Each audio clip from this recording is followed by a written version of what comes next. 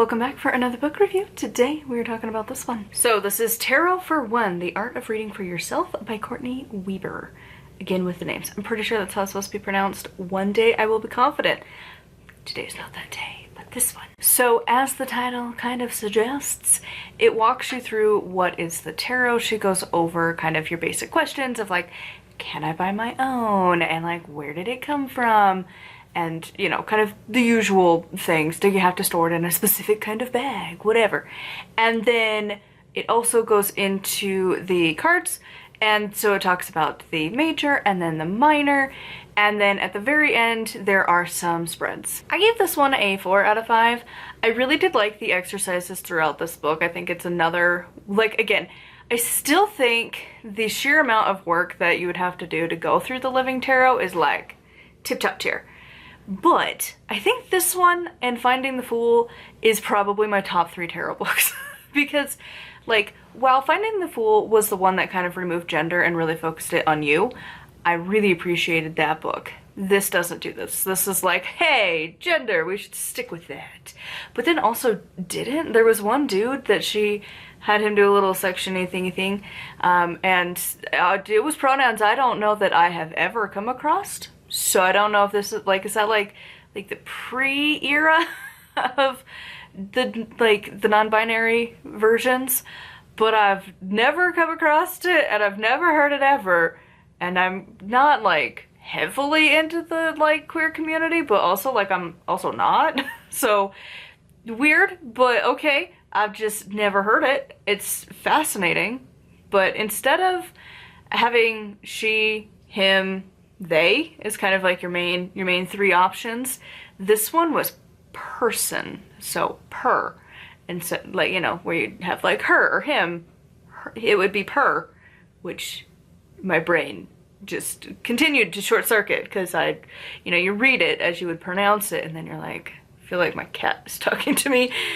But then also it's like herself, and it's like it was a hard one to wrap your brain around. Is that the point of this book? No, it was a very small section, but it was like, I've never seen that. Is that like a thing? I've never come across it before, and I don't know that I'm gonna come across it after. But it's fascinating, so I'm curious from the queer community. Have you come across that? Because they, them, I used that before. That was like a really common thing. Was like, I would just refer to people as they, because it was just easier, and be like, oh yeah, they're in this room. Like, oh, like, because I used to work medical, so it's like, oh, is the blah, blah, blah patient in the room? Oh, yeah, they're in there. Like, it could be she, her, multiple people, single person, doesn't matter. They are in there. And so, like, that one was just so easy for me to be like, eh, sure, whatever, cool. Sometimes it's a little weird, because it's grammatically, you learned it different. But other than that, like, that one, I'm like, cool, yeah. Herself. That one is like trying to learn Spanish and you're like, I gotta learn the word, gotta memorize the word. So I'm curious, is that like a common one? I've never come across it.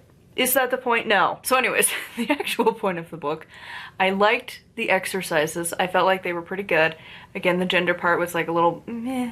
I don't love that. I do like Finding the Fool better, where it was very focused on you, your experience, you, not the Queen of Wands represents this womanly figure in your life. I don't love that. I kind of prefer the removal of gender, and like my deck that I am currently absolutely obsessed with does not, I don't think, have dudes.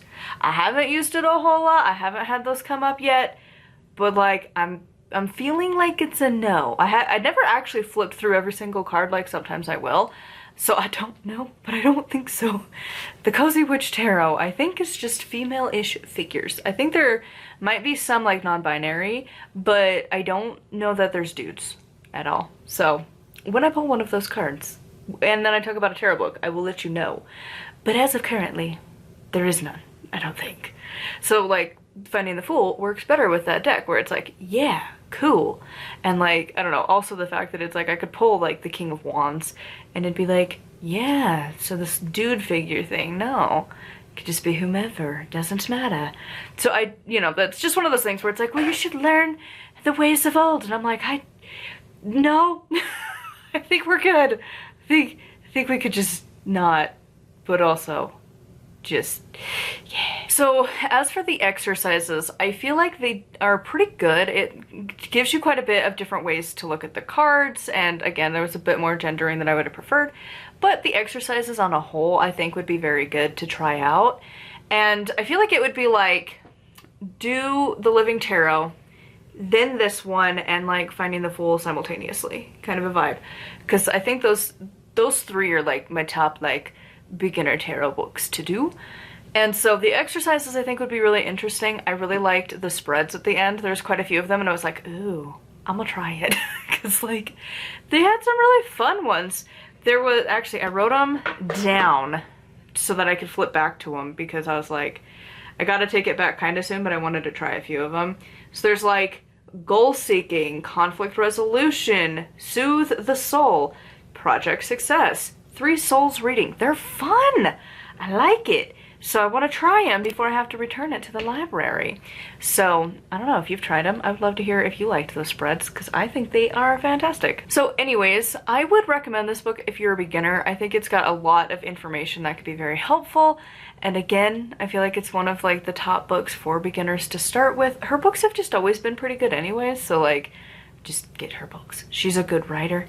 And I would love to know your thoughts on this one in the comments down below. As always, a huge thank you to my patrons. If you would like to support me and get access to exclusive content, it's patreon.com/nightwillowcrafts. Make sure to like, comment, and subscribe.